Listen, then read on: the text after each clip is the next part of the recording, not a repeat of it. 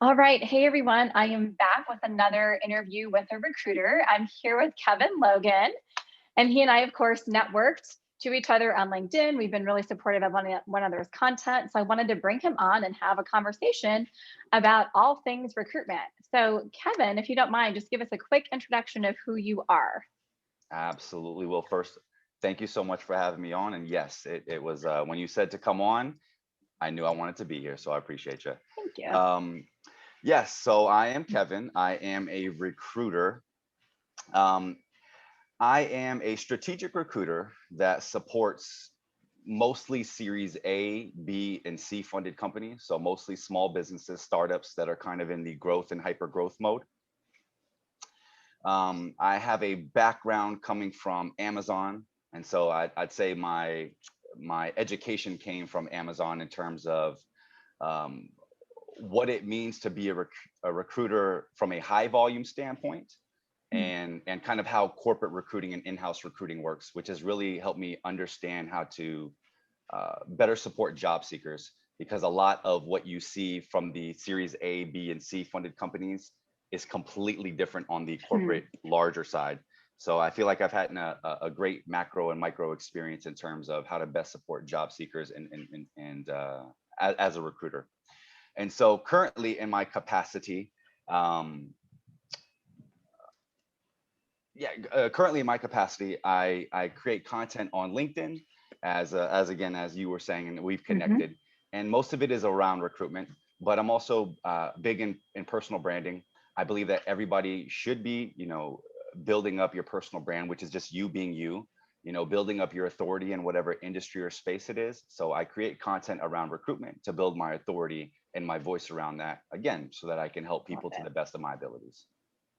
Love that. You guys, awesome example of a personal brand of what Kevin just did in his introduction. What back in my day, we used to call a pitch, your networking pitch. So, new term. So I love that you gave a really good high level overview. Thank you for that, of the difference between, startup culture with recruitment, corporate, and, the different types of recruitment. So It's so different. how would you describe your job as a recruiter right now? What's like the Yeah, main thing you do? yeah. So I'd say the biggest difference between large organization recruitment and then small business recruitment, mostly is name candy. So when I would reach out to a candidate with the name Amazon, I get an answer back Mm, immediately. sure. I don't have to go to Twitter. I don't have to go to Instagram to find you. I don't have to go to numerous places. So there's a time factor when you work for small businesses. There has to be a discovery process. Um, you have to be better at researching candidates, because oftentimes with small companies, they're fulfilling a role that's wearing multiple hats, and you need to know that they can, wear those multiple hats. Hmm. Whereas oftentimes with corporate, they're often solving one particular problem, or they're working on a project when they come in. That's oftentimes, a business case. There's some business case for the reason for this hire. And so from my standpoint, that would be the biggest thing as a small from the small business side. They're looking for a candidate that really has an entrepreneurial spirit, that really Sure. can wear multiple hats, that really is okay with change on a moment's notice, and and has a bias for action. Um, Mm, whereas, I mean, that still plays on the corporate side, but it's just different. And the way that you sure. source and you look for candidates is completely different as well. Um, and go ahead. Actually, so I want to break that down because, part of us having this conversation is I want to kind of debunk some myths for job seekers, especially new grads and young professionals who are still pretty new to the job market and are looking for jobs. And, they have this idea or perception that I should reach out to a recruiter. The recruiter is going to help me. Here's what's happening.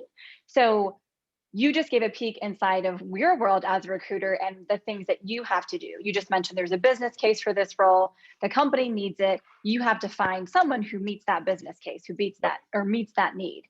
So we're talking to job seekers in terms of your role.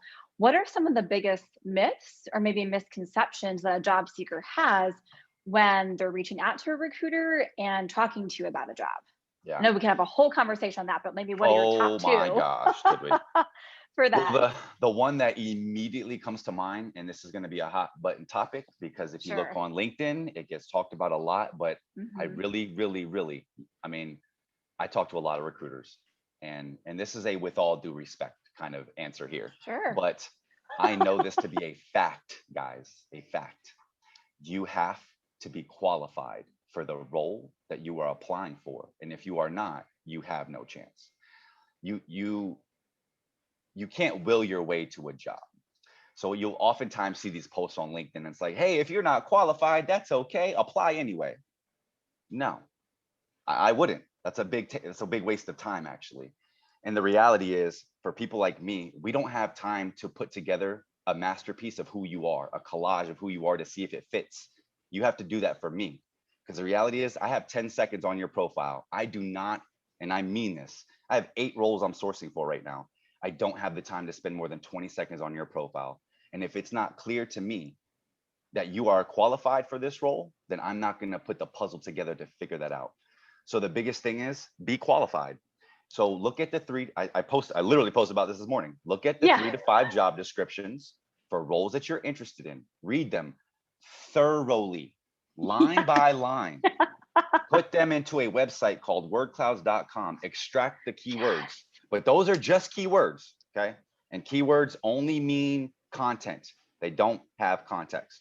You have to add the context to those keywords. Mm, So put those keywords in there, and sure, if I search by keywords, I'll find those. But then there's also skills that matter, qualifications and experiences. So look at the skills section. If there's a skill that you don't have on your resume, put that on there if it's applicable. Because once you start, you got to have those actual skills. I can't hmm tell you, I'm not joking, how many people have faked the funk and have found out the mm, hard way. And yeah. so the more honest and open and transparent you are, you'll get that in return on the back end, because oftentimes those people, if they just would have been open and honest, we would have been more than willing to train them on those things because they had all the other attributes. But it's Yes. the after. So that's a side note. Okay, so that's one, is be qualified. So I'm gonna thank you. Go I'm ahead, gonna break that please, down for a second. You please. guys, Kevin got real close to the camera there when he said, I you do, have I do to that. piece it together. He does. I love that he does that because he's like he's getting serious with you. So you gotta listen up. So what he just said is also one of the key things I help clients with. What he just mentioned is the narrative. He called it the puzzle. You have to create that clear narrative for him as a recruiter. So like you said, there's all these pieces on your resume, and he doesn't want to have to gather them all together and make the puzzle and sell it. You have to do that for him. And that comes in the method of the word cloud method, which is also what I teach to my clients, getting those keywords. You don't have to have everything. He didn't say you have to meet every qualification. He said you have to be qualified. So That's again, right. how you show how you're qualified is in those keywords, putting them in context. Go for it. 2 things you just said there. If you feel like you're 50 to 60% qualified on paper, then apply. Yes. Because the reality is, number one, we suck at describing ourselves and selling ourselves. So the reality is you probably have left gaps that you don't even notice. And that'll be discovered Mm-hmm. if me, the recruiter, finds you, and I am looking for people that are 50 to 60% qualified because of what I just said. I know that people Yeah. are not great at describing themselves. The second piece that's important that you mentioned was the narrative. So I read resume. That's not true. I used to read resumes all day, but and Amazon high volume. But the one thing about resumes, as you can think, guys, they're very drab. They're very Mm-hmm. monotone. They're very boring. Okay. Don't do that on LinkedIn. This is the place where you don't have to be drab. You don't have to be boring. Right. Please don't use bullet points on your about section on LinkedIn. I get enough of that on your resume. Write a narrative. Write a narrative. Put all the pieces together and then write a constructive narrative. It doesn't have to be long by any means. Just a sales Yeah. pitch. Put it all together and tell me who you are, how you are, and why you are. All the what's, I get all that. I know all that. It's all there in your experience, in your titles, like all the what's. I don't need to know more of the what's. I want to know how you do things. If you can, kudos, bonus points to people that explain how you utilize the skills, how you utilize experience, and why that matters to me. You guys, I want you, this is like a mini mastermind right now inside a recruiter's brain and what they're looking for. I'm not kidding. If I want anyone who's watching this, watching the replay, to literally watch this like second by second and take notes, because Kevin literally just broke down for you key points that recruiters look for. Like you said, he has the what. He doesn't want to read your story. He doesn't want to read the what again. Your profile is prime real estate to showcase who you actually are. Kevin, if you guys watch his content, he is full of personality.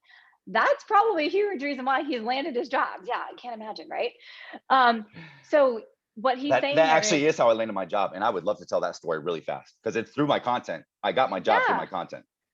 yes, we'll get to that in 1 second. I No do want you to worries. tell your story because it's really good. No I've worries. watched his story, I've read his story. What he's saying there is you don't have to be boring. You don't have to be cookie cutter. You don't have to Right. be drab. He wants you, as do I, but he want you to combine why you're qualified, how you do it, what you do it, why you want to do it, so that someone wants to hire you. You have And so much add to your offer. personality. And Yeah, add your your personality. personality. That's your 100%. personal brand. That's what defines you. That's what makes you different and unique. Your Absolutely. personality. You guys, we're going all over the place here, but I love it. Tell your story, Kevin. How did you land Uh, your job because of your brand, and you're telling your what, your how, and your why, what we're talking about? yeah, the biggest thing, and this is for all job seekers, is creating content is a long-term game, guys. It's not something that you plant a seed and it grows tomorrow. And you're gonna suck at the beginning. It's just a fact. You're not gonna know how to write. Not gonna know how to speak with your own voice if you've never done it, Mm-hmm. and it's gonna take time. When I first started 9 months ago, I had two people, Reggie Mack and Joseph Mulry, that would continuously like and comment on my posts continuously and to encourage me, support me for 3.5 months. Wow. I had no more than 8 likes and I think no more than 6 comments. And it was always them that were the first like and the first comment. And they were like, hey, your content is good, dude. But the way that LinkedIn works is nobody knows you, nobody likes you, nobody trusts you. Keep on going, keep on going. And every day I would come back to the well to hear crickets. Every day I loved hearing crickets and crickets. But over time, what I noticed personally, internally, is I was clarifying my voice. I was getting better at speaking. I was getting better at public speaking. Here's how I know. This cool Clubhouse app opened up about 4 months into my content creation. It's this voice only app where all you can do is speak. Well, that's like Mm-hmm. public speaking, and it makes you incredibly frightful. The first time I'm on Clubhouse, I like my heart is in my mouth, and like I am just feeling it. The second time I speak though, because of all the time and effort that I put into writing, like I had the tools to just say, Kevin, relax. There's no different than you just, Mm. writing. And when I write, what am I doing? I'm thinking about who I can help and how I can help them. The same with speaking. I'm thinking who I can help and how I can help them. Therefore, it's not about me anymore. And so I'm not in my own brain. So to that point, I created content. Through that creation, eventually people started coming, and 10 likes turned into 30, turned into 50, turned into 70, and now to 100 to 150 sometimes. Same with Yeah. comments. Comments got up to 100, sometimes 200. But where it really matters is I created a community. I showed up day in and day out. I hit my comment section. I engaged 3 to 4 hours a day with other people's comments and content. And so I created relationships with people. And then little by little, that started people reaching out to me, asking what I was doing. They got curious about me. And then through my content, I found some guy named Adam Posner. He had this recruiting company. Through my content, he was like, hey, dude, I like your content, but I don't know about you as a recruiter. So let's give this a shot. He gave me a couple roles. It went well. And very soon, I'm going to talk about a really cool job that I have taken as of Friday with Hey. the same company. I have accepted a full-time role. So, Oh man, congrats. Well, sneak peek, guys. He's gonna drop some news pretty soon. That's awesome. and I'll leave this. In between that time, guys, I can't tell you, by creating content, I'm not joking, and I'm not special. You can hear this from any other content creator. I have probably turned down 100 plus opportunities of different jobs because LinkedIn is a CRM. So when you create content, those are keywords, the same thing. So when I look for you in LinkedIn Recruiter, you're going to come up higher because you're creating content. You're putting words out there that I'm using to search. So you'll notice when you create content, more people will view your profile as well. So you'll see that number on profile views start to tick up. You'll see the number on search appearances start to tick up when you create content. That's when you know, and you're just building that little by little, that momentum. That was very good. Oh my gosh, this was so good. So you guys, I'm going to break down again, like what Kevin, everything he just said. I'm going to try and summarize it. So he's talking about one of the main things, you know, he's a recruiter, I'm a coach, like together, that's like the combination you want. You want this insight. The crux of that, the theme of our conversation is help him help you. Yeah. When you're looking for a job, you don't want the recruiter going past your resume going, oh man, like I have no idea what this person's talking about, right? So what the theme he's talking about here in every different way, your profile, keywords, your resume, is help him help you. And that's what he's talking about when he said the consistency. You know, he talked about his story of creating content, going to LinkedIn every single day and being ready for the crickets, right? So his theme there was consistency. He didn't let the crickets of no response deter him. He was consistent and showed up and did it, kept sharing his voice, kept sharing his narrative of what he can offer, and it landed him a job.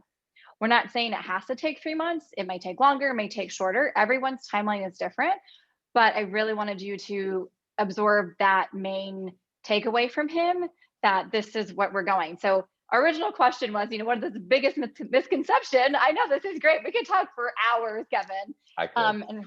And you guys, you know, fun fact, my husband's name is Kevin. So this is just the good energy. Kevin and I are good friends now. We're becoming good friends. So, you know, I was asking him, what's the biggest misconception about a recruiter? And so it's not to find you a job. It's to help sell you when you sell him your story. When he knows what you can do for the company, he can help sell you to the company. That's right. Yeah. Yeah. And you should, in misconception, don't reach out to me, the recruiter. Reach out to like the hiring manager. Reach out, like if you're a project manager, reach out to other project managers on the team because they are less busy, I promise. And you guys, they're going to be able to respond to you quicker and help you interpret your experience and skills as a match to that company. And bonus, I tell my clients all the time, free information about your profile. If you see somebody who's working at a company, that is a template for what you can do for your profile, keywords, experiences, because if they got that job, chances are that's what someone's looking for at that company, right? So yeah, Kevin's pointing at me like, hell yeah, that's right. So I know it's right. And you guys, that's how I landed my jobs. I mean, it was through networking. I landed every single job over 13 years through networking, but it was through conversations like this, doing the work, doing the intel, having conversations, letting crickets drive me to get more information and figure it out. So we're getting close to time here, and there's so much more we can talk about. So maybe I'll have Kevin come back on and share more wisdom. But I'd love to know if you could share 2 of your top tips to job seekers about the job market and looking for jobs. What would that be from your perspective as a recruiter? That's a great question. 2 tips. So kind of going back. So I just accepted this role. It has been 8.5 months, but that was because I took the time to get the job that I wanted. So as I said, I had 100 opportunities and I turned down 100 jobs. I could have had a job within a month of creating content, 100%. So that happens, and it likely will happen if you start. So creating content, honestly, I know this is again, another hot one on LinkedIn, but creating content does not, guys, mean actually pressing the post button. It means first engaging with your community. That is creating content. That's still content. And what that does is that gives you a beginning, that gives you an opening salvo to your community. Because if you start creating content and they don't know who you are, they don't know you, they don't like you, they don't trust you, nobody's going to respond to you. I know this because I did it. Luckily, I had 2 people that steered me in the right direction. But create content around the space that you enjoy talking about daily, which again is you know, so you can search people. You can search different subject matters, and then just go to that, because that'll keep you going day in and day out. But the biggest thing is keep coming back, and come back with zero expectations. If you do that, crickets will mean nothing, because you had no expectation that anybody would respond to you anyways. The second thing I would say, and I said it today, actually, I'll say it, your about in your experience section. I am sourcing so much right now, and I source in something called LinkedIn Recruiter. And in LinkedIn Recruiter, I do not get to see your profile unless I actually click to see your profile, which I don't, because it takes more time for that view to come up. So the only view I have in LinkedIn Recruiter is just an overview of your profile. I don't see your banner. So your banner means little to me. Now maybe your banner, if you have keywords in there, you might pop up because that's a part that uses keywords. Sure. But your banner, I normally won't see unless I actually click on your profile. So 95% of y'all, I don't. So that's why about your words matter. Your about and your experience section matter to me the most. If you put that in narrative form, again, not rereading, rehashing your resume, that would be the best way, I would say. And then in your experience section, making sure that you are utilizing the heck out of that and be as robust yet succinct as you as you possibly can, because that's what I'm going to use the most. That's what I'm going to key in on the most when I'm looking for the person I'm looking for. Oh, and then lastly, I'm sorry, actually, let me add one third. Yeah. And then skills. So about, experience, and skills. So for instance, most recently, I was looking for a senior data engineer, and most data engineers did not have a skill, their skill Python. And that is absolutely a skill I was looking for. And every single one that didn't have it that I would talk to, like, yeah, of course I have Python. Make sure you're putting all your skills there, because there's a lot of people I guarantee I passed over the opportunity because I just didn't have the time to figure it out. So again, as we mentioned, the best thing you can do is be concise and clear, and help me help you by not making me put the puzzle together, but by you as closely, as succinctly, and robustly putting the puzzle together in a narrative form that explains who you are, how you are, and how you can help me help you, because that's what I want to do. Yes, full circle. And you guys, this is where I come in. So I help you put all those pieces together so Kevin can find you and help you get the job that you want, right? So I can go to a whole story about this, but what he just mentioned too is he found the job that he wanted, but he took the time to figure out what it was that he wants. And by posting content, by commenting, he was curating his brand, he was curating keywords, and then was able to share that back out to a community. And then his community found him for a job. I should have just said that. Yeah, this is part of my job. I help you make your story clear and concise so Kevin can find you. And she's good. And she's good. But I love that we shared this, you guys. This is so much awesome insight. And he dropped a huge knowledge bomb at the end there. He is like, you're about your experience and your skills. And I don't want to call you guys out because I love you. You're my recent grads, my young professionals.